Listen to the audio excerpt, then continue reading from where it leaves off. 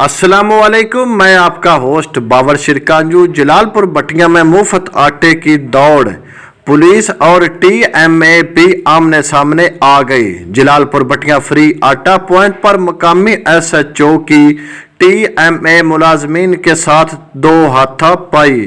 जलालपुर बटिया मुफ्त आटा पॉइंट पर मकामी एसएचओ की बल्दिया मुलाजमीन के साथ तलख कलामी हुई।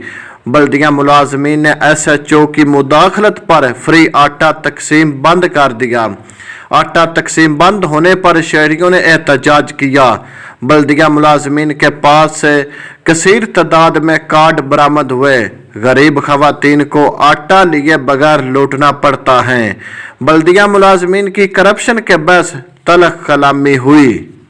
तक जी शाही कोई ना को अमला ना को दे रहे बार बार दे रहे हैं, कोई शह नहीं जी। सुबह दे आके इतने बैठे हैं, कोई शह नहीं मिल रही जी। मुलाजमान का की कह रहे हो? मुलाजमान दे पे ना जंदे पे टोकन रोही ते जंदे पे किरान जंदे किरान कोई नहीं जंदे पे अद्धा मुंडा घाटा ले गया, अद्धा मुंडा खजल हो के सवेर ते बैठी है ने तुम्हारा रोजे रात के आंदे पे ते खराब होंदे पे।